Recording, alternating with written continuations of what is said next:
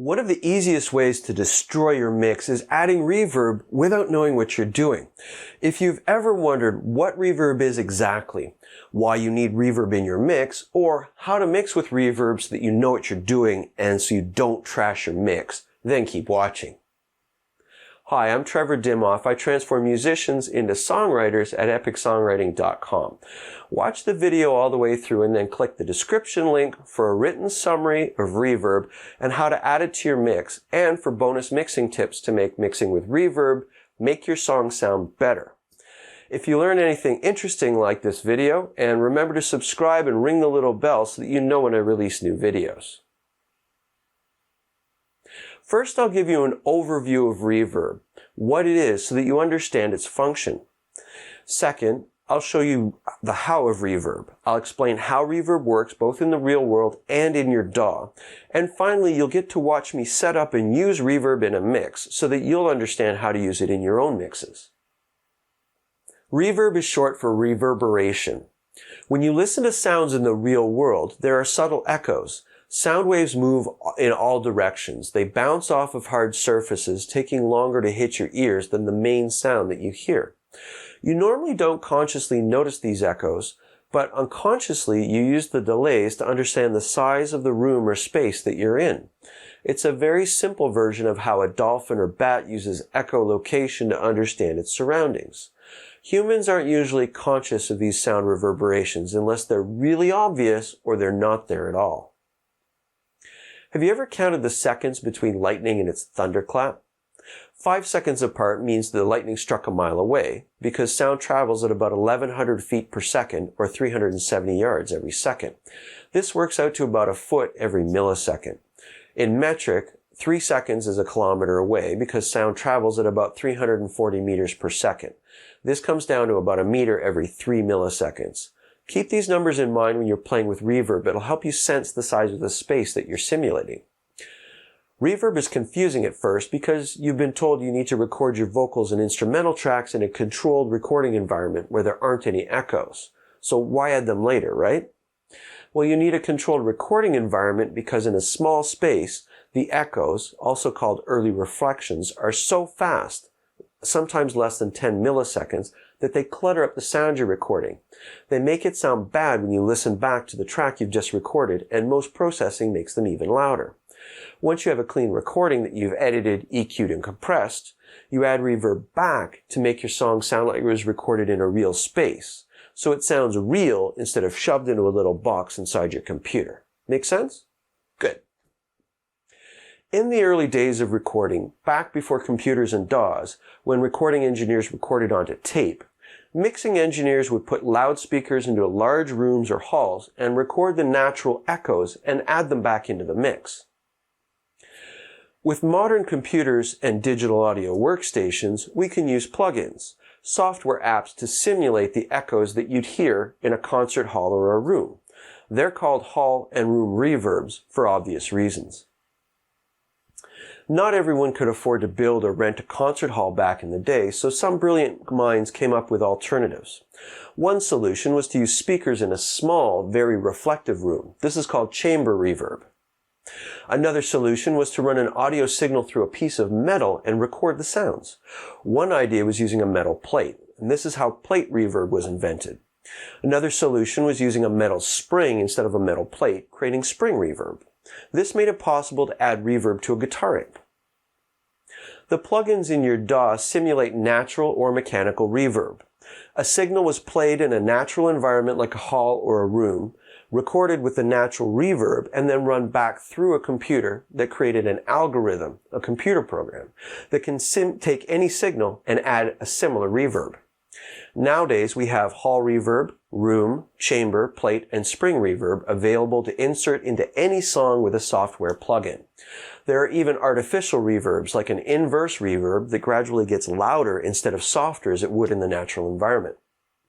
Now we know the what and the why. How do you use reverb? Every plugin is a little different. I'll demonstrate with Reverb, a reverb plugin that comes free with Cakewalk. It's awesome once you know how to use it. Depending on which reverb plugin you're using, you'll be able to adjust some or all of these parameters. Check the manual. Some reverbs have different names for these parameters. Time is how long the reverb lasts from the first start to the end of it. Size is the size of the simulated hall or room. Diffusion is how dense or how many echoes there are bouncing around. Decay is how fast those echoes die away. Shape and spread work together. Low will give you a loud start with a rapid decay, and high does the opposite. High adjusts the EQ on the reverb. The farther away a sound is from you in the natural world, the less high end that you'll hear. I personally prefer to put a EQ plugin after the reverb and tweak it more subtly. I'll talk about these parameters, and you'll get to hear them in the next segment, where you can watch me in real time as I set up and adjust the reverb on a mix. Here we go. Reverb gives you a sense of space, of distance, rather than a completely dry signal, which sounds great, is easy to mix. Then adding reverb back into it artificially gives you a sense of space, as if it's actually happening in a place, rather than in a teeny little box in a computer. Here's how I set up my reverb. I create a new bus called reverb, and everything gets sent there. So in this case, you have a couple different routing options. I like to keep it simple, going straight from every track to the reverb. So over here on reverb, pressing send, and then you choose reverb. I've already done this for all of my tracks. And here. Now, what you can do is set these at, I'm going to set my writing again. Setting levels. So at this point, everyone is going through at -7 dB approximately. So what I'm doing is I'm taking a piece of signal at 7 dB less than the lead vocal signal going to the bus, going to the reverb. So each of these has its own signal, and on my reverb bus, I have Reverb 2. This comes with Cakewalk. It's a really awesome, hugely complicated plugin. So there's thousands of possibilities with it. As small as that interface looks, it's crazy complicated. So I'm keeping this simple throughout the series. This is the fastest way to get there. This is the fastest way to deal with adding reverb. So I'm going to break my rule of I'm actually going to play around with presets a little bit to show you what we can do, and then I'll get into programming my own. So we have 4 kinds of reverb in this setup. There's hall, which is a big plate, which is an old kind of reverb done with a metal plate inside of a device, and then room reverb and inverse reverb. Room reverb is what we're looking for. It simulates a small room. The hall reverb, I'll let you listen to a little bit of it, but really it's too big. The tails are too long. It sounds really kind of ugly.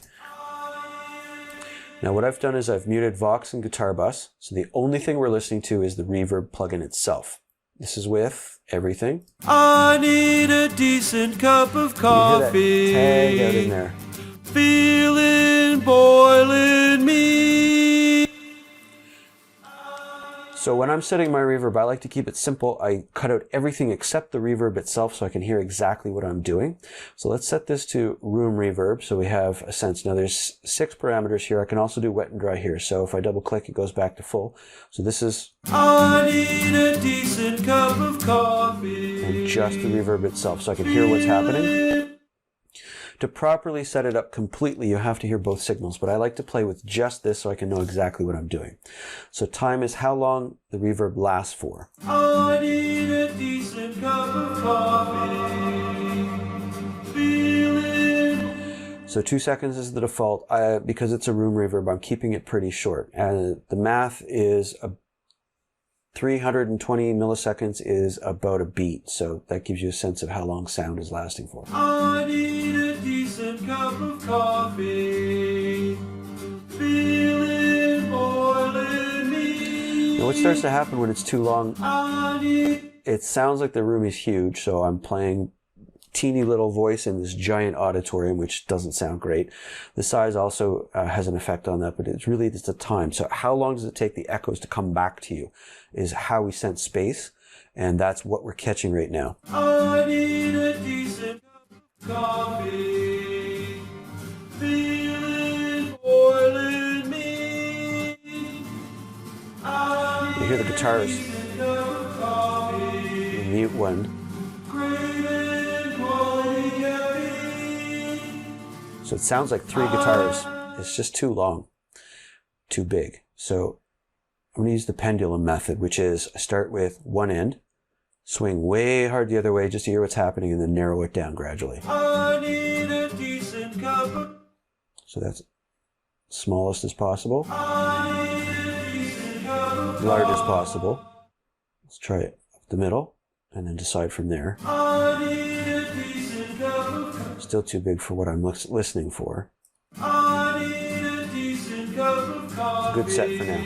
Diffusion is how long it how long the tail lasts. I need a decent cup of coffee. So you think about that as how echoey the echoes are. I need a decent cup of coffee. That sounds too small. I need a decent cup of coffee. Feeling boiling.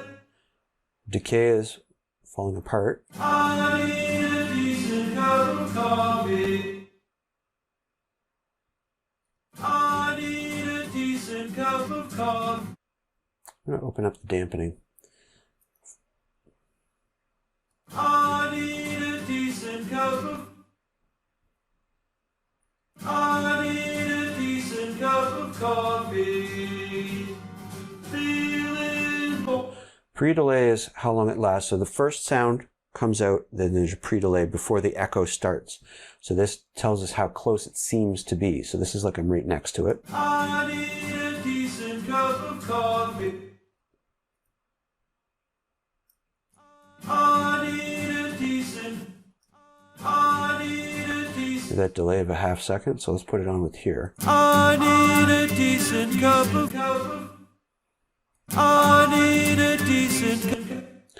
I find for small groups like this, or so like a small setup of a simulated, I need a I need a. I usually want that pretty slow. This is like sound travels at about a millisecond, a foot a millisecond, or 30 centimeters a millisecond. So 3 milliseconds is a meter or a yard-ish. I need a decent cup of coffee. So that feels like I'm about 20 feet away.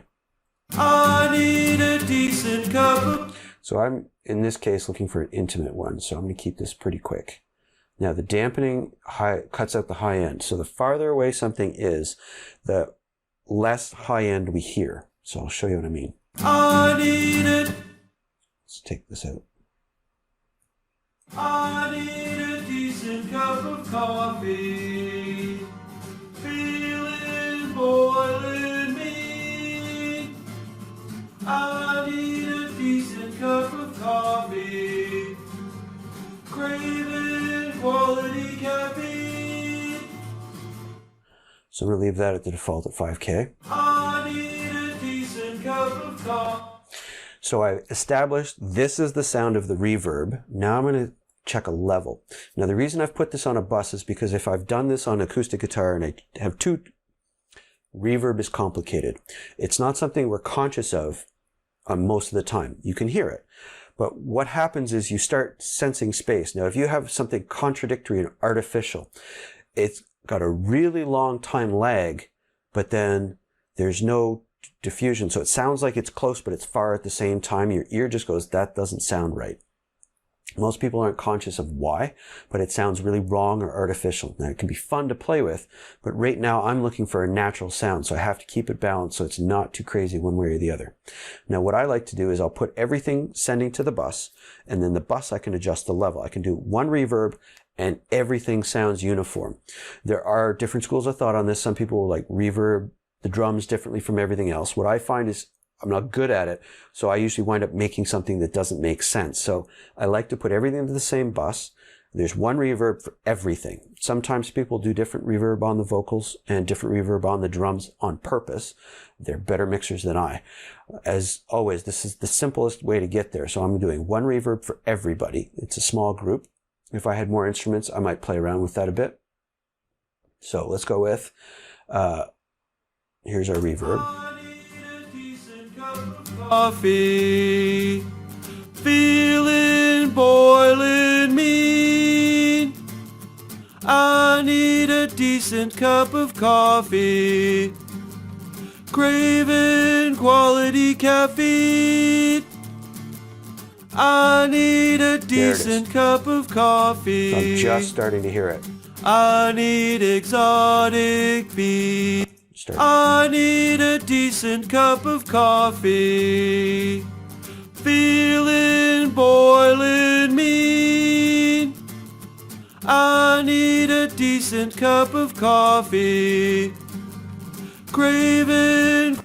So I've set a level that I'm pretty happy with. It's about half the volume of everything else. So what I'm looking for is a slight reverb. I just want a teeny little piece of it. As soon as it starts getting too loud, it starts to sound silly or wrong.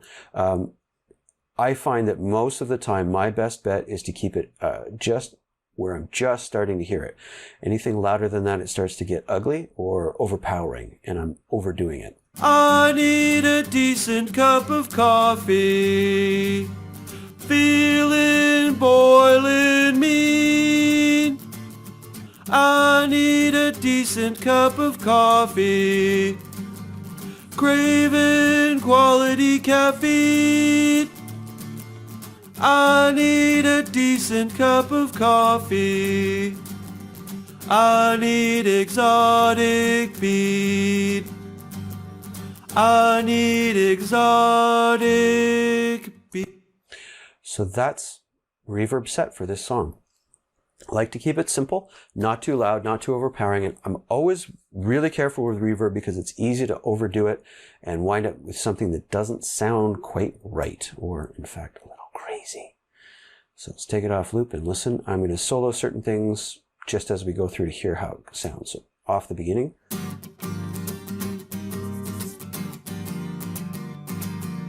I need exotic beat.